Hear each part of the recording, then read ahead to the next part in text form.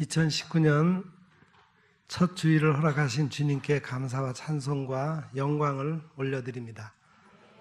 2019년 새해를 맞이하여 사랑하는 성도 여러분들에게 하나님의 축복이 함께 하셔서 성구 영신 예배 때 받은 그 약속의 말씀이 여러분 가정에 그대로 성취되기를 기원합니다. 좋은 생각 김혜원 기자가 쓴 조선시대 덕담이라는 이야기가 있습니다. 새해가 되면 사람들이 서로 덕담을 나누죠. 조선시대의 신년 덕담은 그 인사말을 확정된 사실로 표현하는 경우가 많았다고 합니다. 예를 들면은 요즘 사람들은 새해 복 많이 받으세요 이렇게 인사말을 하죠. 그런데 그때는 이렇게 인사말을 했습니다. 새해 복 많이 받으신다니 축하합니다. 또 새해 하시는 모든 일이 잘 되시기를 바랍니다. 이런 오늘의 인사말을 그때는 새해 하시는 일 모두가 잘 된다니 축하합니다. 이렇게 표현했다는 거예요. 조선시대 명성왕후가 셋째 딸인 명안공주에게 보낸 편지를 보면은 이미 일어난 사실처럼 썼다는 것을 알 수 있습니다. 새해부터는 무병장수하고 순도 무궁히 평안에 다름질하고 날래게 뛰어다니며 잘 지낸다 하니 헤아릴 수 없이 치야한다. 이 편지를 쓴 당시에는 딸이 건강하지 않았습니다. 그러나 건강을 회복하여 잘 지낸다고 완료형 어미를 사용해서 새해 인사를 했습니다. 이처럼 조선시대에는 구체적이고 긍정적인 말로 확정지어 말하는 것이 중요했다는 거예요. 상대의 형편을 잘 알고 진심으로 그를 생각해야만 이렇게 표현할 수 있는 것입니다. 조선시대의 덕담이 지금보다 훨씬 믿음이 있고 소망이 있는 것 같지 않습니까? 여러분, 새해 소망이 무엇입니까? 우리 가족의 새해 소망이 무엇입니까? 우리 교회의 새해 소망이 무엇입니까? 우리나라의 새해 소망이 무엇일까요? 조선시대 새해 인사식으로 말씀을 드립니다. 구원의 빛으로 새해 소망을 이루셔서 축하합니다. 이스라엘 백성들에게 바벨론에서의 해방은 제2의 출애굽이라고 할 정도로 놀라운 하나님의 은혜였습니다. 그만큼 바벨론 포로에서의 해방은 회복에 대한 큰 기대가 있었어요. 기대를 갖고 고국에 돌아온 그들은 어려운 형편에서도 열심히 성전을 짓기 시작했습니다. 그런데 주변의 이방 종족들의 시기와 경제적인 어려움으로 14년간이나 성전 건축이 중단되었습니다. 그러나 학개와 스가랴 선지자를 통한 하나님의 독려하심으로 성전을 완공할 수 있었어요. 그들은 성전을 지으면 하나님의 축복이 그들 가운데 다시 임할 것을 믿었습니다. 하지만 성전이 재건되었을 때에도 여전히 이스라엘의 삶은 변하지 않았고 형편은 나아지지 않고 있었습니다. 그때 정황이 오늘 본문 2절 상반절에 있습니다. 보라, 어둠이 땅을 덮을 것이며 캄캄함이 만민을 가릴 것이다. 다른 말로 표현한다면 세상에 빛이 없어서 어둡고 캄캄한 상태였다는 거예요. 이런 기대가 무너지는 상황에서 이사야 선지자는 일어나라, 빛을 발하라 그렇게 말씀하십니다.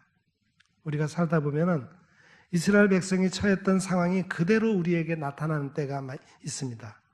뭔가 기대를 하고 열심히 노력을 하고 수고를 했는데 그러나 기대했던 것은 이루어지지 않고 여전히 힘든 경우가 얼마나 많이 있습니까? 어떤 목사님이 어려운 암 수술을 받고 기적적으로 건강을 회복했어요. 어려워진 교회를 수습하고 이제는 목회를 잘 할 수 있으리라고 기대를 했는데 이번에는 장로 한 분이 교인들을 데리고 주변에 교회를 세우는데 더 큰 어려움을 만나게 된 거예요. 또 교회가 성전을 건축하면 크게 성장할 것이라고 기대를 했는데 성장은커녕 오히려 성전 건축으로 교회가 더 어려워지고 교인들이 떠나는 경우를 흔히 경험하게 됩니다. 여러분, 이런 경우 대부분의 사람들은 깊은 절망감에 빠져서 삶을 포기하고 될 대로 되라는 식으로 살아갈 때가 많습니다. 더 이상 살아갈 용기를 내지 못하고 주저앉을 때가 많습니다. 그렇지만 하나님은 이러한 때에 오히려 일어나라, 빛을 발하라 이렇게 말씀하십니다. 이 말씀이 오늘 2019년을 시작하는 성도 여러분들에게 주시는 하나님의 말씀으로 받으시고 한 해 동안 승리하는 삶이 될 수 있기를 바랍니다. 주님은 오늘 말씀을 통해서 두 가지 중요한 명령을 하고 계십니다. 먼저는 일어나라고 명령하십니다. 일어나라고 명령하신다는 것은 이스라엘 백성들이 앉아있거나 드러누워서 일을 하지 못하는 무기력한 형편이 되어 있다는 겁니다. 실제로 이스라엘은 바벨론 포로에서 귀환하여 어렵게 성전을 건축했지만 그럼에도 불구하고 여전히 그들의 삶은 변하지 않고 있었습니다. 기대가 무너지자 그들은 삶의 의욕을 잃고 주저앉아 있었던 거예요. 우리가 무엇을 기대하고 간절히 바라는 가운데 참고 인내하며 천신만고 끝에 그 순간을 극복했지만 여전히 상황이 나아지지 않을 때에는 절망이 클 수밖에 없는 거예요. 이 절망은 도무지 다시 일어설 수 없는 상태로 이끌기도 합니다. 이스라엘의 형편이 바로 소망이 없이 주저앉아 있는 이런 형편이었습니다. 이들을 향해 하나님은 지금 일어나라, 주저앉아 있지 말고 일어서라 이렇게 명령하십니다. 일어서기 위해서는 먼저 우리의 모습을 바라보아야 합니다. 내가 지금 주저앉아 있지는 않는지, 무능력한 모습으로 살아가고 있지는 않는지, 소망도 기대도 없이 현실에 안주하는 모습은 아닌지, 주어진 사명과 목적에는 아랑곳하지 않고 그저 안일한 자리에 머물러 있지는 않은지 우리 자신을 살펴보아야 합니다. 아버지를 떠났던 탕자가 일어나 돌아올 수 있었던 것도 자신의 모습을 바라보았기 때문입니다. 유대인으로 감히 상상할 수도 없었던 부정한 짐승인 돼지를 기르면서 돼지가 먹는 쥐염 열매로 겨우 연명하며 굶주림에 허들고 있는 자신을 보았습니다. 자신을 살펴보니 이것은 자신이 기대했던 모습도 아니었고 아버지가 기대했던 모습도 아니었고 더군다나 하나님이 기대했던 모습은 더더욱 아니었습니다. 이렇게 살아서는 안 될 자신을 발견하게 되자 그는 일어나서 아버지의 집으로 돌아가기를 결단합니다. 일어서서 빛을 발하는 삶을 살기 위해서는 먼저 여러분이 있는 그대로의 모습, 솔직한 모습을 살펴보아야 합니다. 지금 내가 이렇게 사는 것이 주님이 원하시는 모습일까? 성도 여러분, 지금 여러분의 모습이 진정 하나님이 원하시는 모습입니까? 여러분을 위해 독생자 예수님을 보내시기까지 사랑하신 하나님이 정말 바라시는, 간절히 바라는 모습이 지금 현재 여러분의 모습입니까? 나를 사랑하는 사람이, 나를 위해서 기도해 주는 사람이 내가 이렇게 사는 모습을 진정 원하신다고 생각하십니까? 아니라고 생각되시면 여러분이 그 자리를 박차고 일어서시기를 바랍니다. 그 삶을 바꾸셔야 합니다. 주님의 몸된 교회를 바라볼 때 저는 이것은 정말 주님이 원하시고 바라시는 모습은 아니라고 생각합니다. 오늘날 우리 한국교회의 형편은 성장이 멈춰지고 모이는 숫자는 점점 줄어들고 빈자리는 늘어나고 있습니다. 성도들의 열정도 많이 식었고 사랑도 식었고 너무나 안일한 신앙생활을 하고 있어요. 대신에 서로 싸우고 대립하는 모습이 점점 더 늘어가고 그래서 사회법정에서까지 고소하고 사회법정에서 교회를 이래라 저래라 하는 참으로 답답한 모습을 보이고 있습니다. 이런 한국교회를 향해서 주님은 일어서라고 명령하시는 줄 믿습니다. 안타까운 마음으로 일어서라, 다시 일어서라, 다시 시작하라고 말씀하시는 줄 믿습니다. 성도 여러분, 오늘 우리 교회를 향해서, 우리 성도들을 향해서 일어서라고 말씀하시는 주님의 음성을 듣고 이제 다시 일어설 수 있기를 바랍니다. 서로 싸우고 치고 박는 어린아이와 같은 신앙의 자리에서 일어서시기를 바랍니다. 안일함과 나태함의 자리에서 일어서시고 적당함의 자리에서 일어서시기 바랍니다. 변명과 핑계의 자리를 박차고 지금 일어서시기 바랍니다. 둘째로는 빛을 발하라고 명령하십니다. 일어나라고 명령하신 주님은 일어나서 빛을 발하라고 명령하십니다. 다른 것 때문이 아니라 빛을 발하라고 일어서라는 겁니다.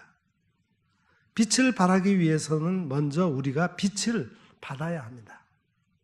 이사야 선지자는 일어나라 빛을 발하라 하면서 그 이유는 이는 내 빛이 이르렀고 여호와의 영광이 내 위에 임하였음이라 이렇게 설명하고 있습니다. 여호와의 영광이 내 위에 임하였기 때문에 일어나 빛을 발하라는 겁니다. 예수님은 우리를 향하여 너희는 세상의 빛이라고 말씀하셨죠. 그런데 사실 우리는 빛을 발할 수 있는 발광체가 아닙니다. 우리는 본래 빛보다는 어둠이었고 빛을 발하기보다는 어둠을 발할 수밖에 없는 존재였습니다. 그런 우리가 어떻게 세상의 빛으로 빛을 발하는 삶을 살 수 있겠습니까? 그것은 빛 대신 주님의 빛을 받는 것밖에 없습니다. 테레사 수녀가 어느 날 가난한 사람들에게 봉사하러 가다가 담장 밑에 쪼그리고 앉아있는 남루한 노파 한 사람을 만났어요. 그러나 아무도 그 노파에게 관심을 기울이는 사람이 없었기에 말을 붙여보았는데 아무 대꾸도 없이 한번 힐끔 쳐다보고 마는 거예요. 끝까지 설득을 해서 그 노파의 집에 가보니까 다 쓰러져가는 오두막인데 탁자 위에 놓여있는 등잔에 먼지가 뿌옇게 쌓여 있었습니다. 그래서 그 등잔을 깨끗하게 닦으면서 오랫동안 등잔을 밝히지 않았군요. 이렇게 말을 하자 등잔 불을 켜도 올 사람도 없고 볼 사람도 없는데 불을 켜면 뭘 하겠느냐 이렇게 반문합니다. 그때 테레사 수녀가 불을 밝혀야 사람이 불을 보고 올 것 아닙니까? 그리고 와서 보아야 할머니를 돕지 않겠습니까? 했습니다. 우리가 불을 받지 않으면, 그래서 우리의 마음의 등불을 켜두지 않으면 우리는 결코 빛을 발할 수가 없습니다. 빛을 발하기 위해서는 마음의 불을 밝혀야 하고 마음의 등불을 항상 켜두어야 합니다. 그러기 위해서 우리는 빛 대신 주님께 나아가야 하고 빛 대신 주님과 늘 동행해야 합니다.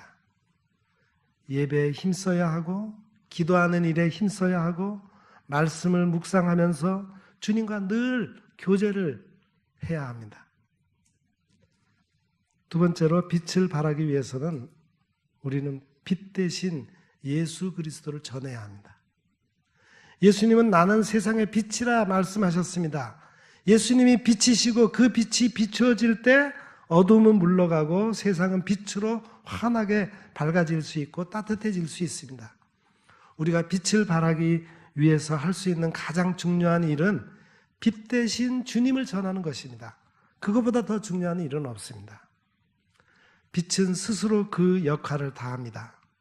전깃불만 켜두면 주변이 환해지고 난로불을 켜두면 주변이 따뜻해지듯이 빛 대신 주님만 전하면 주님께서 역사하시고 주님께서 치료하시고 따뜻하게 하시고 구원하십니다. 절망 가운데 빠져있는 심령들에게 예수님을 전하시고 어둠 가운데 빠져있는 자들에게 빛을 전하시고 상처 가운데 있는 자들에게 치료의 빛이신 예수님을 전할 수 있기를 바랍니다. 빛 대신 주님이 전파되는 곳에 희망과 소망과 따뜻함과 치유의 역사가 일어날 줄 믿습니다. 세 번째로 빛을 발하기 위해서는 눈을 들어서 사방을 보아야 합니다. 여기 4절 말씀에 보면은 내 눈을 들어 사방을 보라 무리가 다 모여 내게로 오느니라 말씀하고 있습니다. 내 눈을 들어 사방을 보라. 눈을 들어서 사방을 보았을 때 어떤 모습이 보였습니까? 무리가 다 예루살렘으로 모여드는 모습이었습니다. 바다의 부가 돌아오며 이방 나라들의 재물이 오는 모습이었어요. 허다한 낙타가 금과 유황을 싣고 오는 모습을 보았고 많은 양무리가 모이는 것을 보게 되었습니다. 이것은 지금 이스라엘 나라의 모습이 아닙니다. 지금 이스라엘의 모습은 실망 그대로의 모습이에요. 그러나 여호와의 영광이 임하고 이스라엘이 일어나 빛을 발하게 될 때 이런 현상이 일어날 것이라는 말씀을 그림으로, 비전으로 보여주고 있는 것입니다. 결국 사방을 바라보라는 말씀은 지금 현재를 바라보는 것이 아니라 미래에 이루어질 일들, 즉 하나님의 미래를 보라는 말씀이에요. 우리가 빛을 발하고 빛 대신 예수 그리스도가 전파될 때 이러한 비전이 이루어질 줄 믿습니다. 사람들이 몰려오는 비전, 바다의 부가, 이방 나라의 부가 우리에게로 돌아오는 비전이 이루어질 줄 믿습니다. 2019년을 시작하는 성도 여러분, 우리가 일어나 빛을 발하는 삶을 살아갈 수 있기를 바랍니다. 이러한 비전을 가지고 빛을 발할 수 있기를 바랍니다. 빛을 발할 때 정말 놀라운 역사를 하나님이 이루어 가실 줄 믿습니다. 이 땅은 더 밝아지고 어둠은 물러가고 구원의 역사가 일어나고 교회는 성장하고 하나님은 영광을 받으시고 성도들의 삶은 더욱더 풍성한 삶으로 바꾸어질 줄 믿습니다.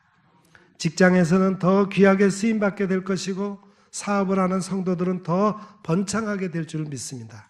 그래서 여러분들을 통해서 하나님의 영광의 집을 영화롭게 할 수 있기를 바랍니다. 여호와의 영광을 찬송할 수 있게 되기를 바랍니다.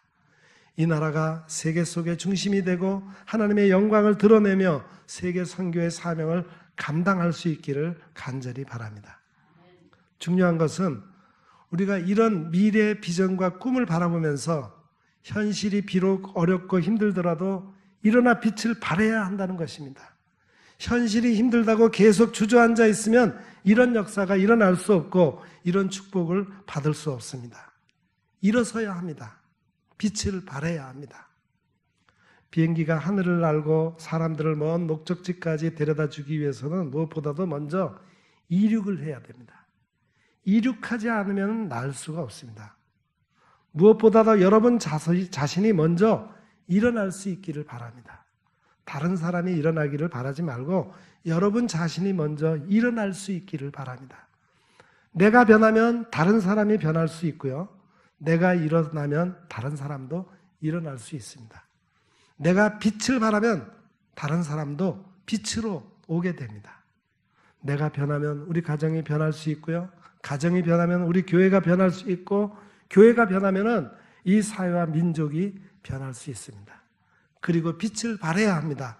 예수 그리스도의 복음의 빛을 발해야 합니다.